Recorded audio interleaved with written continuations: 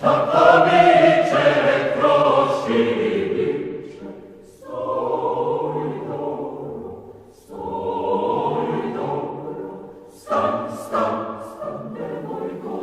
samo da diplomatija nije za svakoga, nego se slobodno može reći da je mali broj ljudi koji zaista imaju dara i zvanja za taj posao.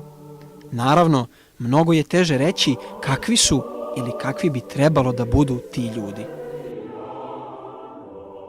Pripovedač i pisac, esejista i liričar, kritičar i hroničar, nobelovac i diplomata.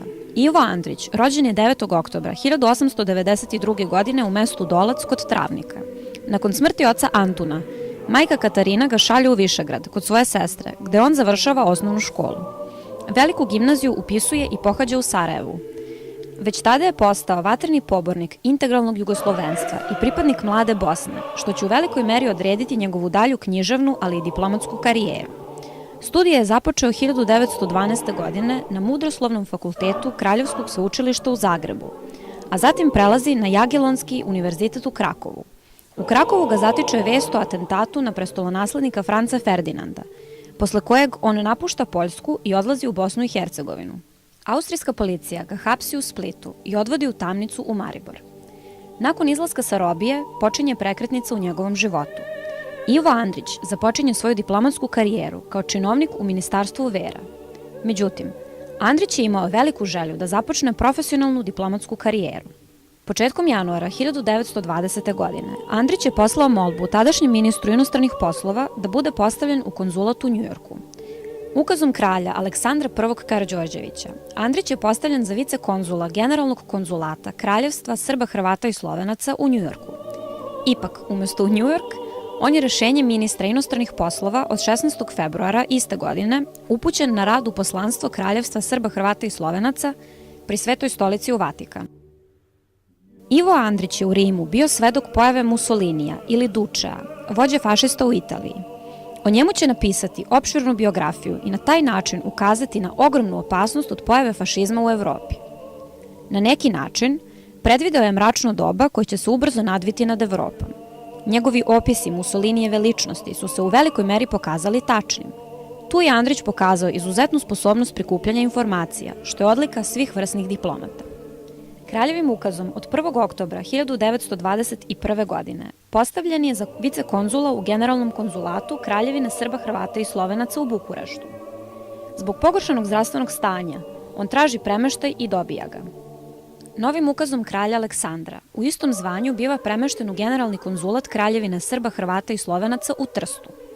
Međutim, služba u Trstu biće najkraća od svih njegovih službovanja, svega 2 meseca. Tršćanska klima takođe nije odgovarala narušenom zdravlju velikog pisca, pa je on zatražio novi premeštaj. Kralj mu ponovo izlazi u susret i novim ukazom 1923. godine Andrić biva premešten u konzulat Kraljevine Srba, Hrvata i Slovenaca u Gracu. Nakon položenih ispita na fakultetu u Gracu, on je 1924. godine stekao diplomu doktora nauka. 2 godine kasnije postaje član Srpske akademije nauka i umetnosti, čime dobije još jedno veliko priznanje.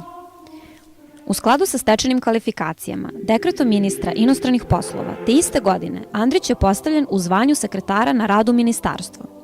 Posle 2 godine provedene u Beogradu, usledio je novi put u inostranstvo. On novim ukazom kralja iz oktobra 1926. godine biva postavljen za vicekonzula u Generalnom konzulatu Srba, Hrvata i Slovenaca u Marseju. Tu će se zadržati kratko, sve do 1. januara 1930. godine, kada biva raspoređen na rad u stalnu delegaciju Kraljevine Jugoslavije, pri Društvu naroda u Ženevi.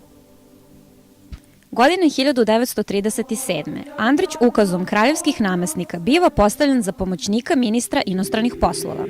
Ogromnim delom je ovo zasluga zbog članstva u Jugoslovenskoj radikalnoj zajednici Milana Stojadinovića.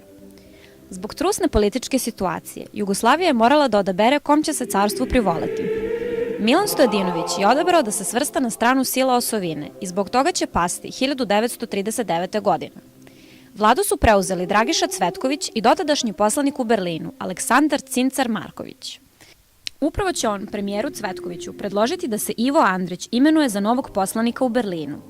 Andrić je postavljen za opunomoćenog ministra i poslanika kraljevskog poslanstva u Berlinu, preuzimajući dužnost 10. aprila iste godine.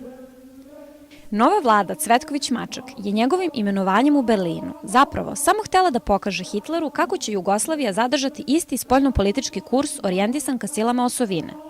Svi jugoslovenski diplomatski predstavnici su 1941. godine dobili obaveštenje da će vlada Kraljevine Jugoslavije pristupiti Trojnom paktu. Ivo Andrić je dobio poziv da prisustvuje toj ceremoniji pristupanja potpisivanja koja će se održati u Beču. Usledili su poznati događaji od 27. marta, kada je svrgnuta vlada, izvršen vojni udar upravo zbog potpisivanja Trojnog pakta. Nakon toga, celokupno diplomatsko-konzularno osoblje je moralo da napusti Nemačku zbog prekida diplomatskih odnosa. Rešenje ministarskog saveta od 15. novembra 1941. godine Ivo Andrić je penzionisan, čime je završena njegova bogata i plodonosna diplomatska karijera. Diplomata koji piše, a ne pisac u diplomatiji, svoje najveće životno i profesionalno priznanje stiče 1961. godine, dobivši Nobelovu nagradu za književnost. Diplomata svetskog kova preminuo je 13. marta 1975. godine, a njegova urna sa pepelom biva pohranjena u aleji zaslužnih građana na Novom groblju u Beogradu.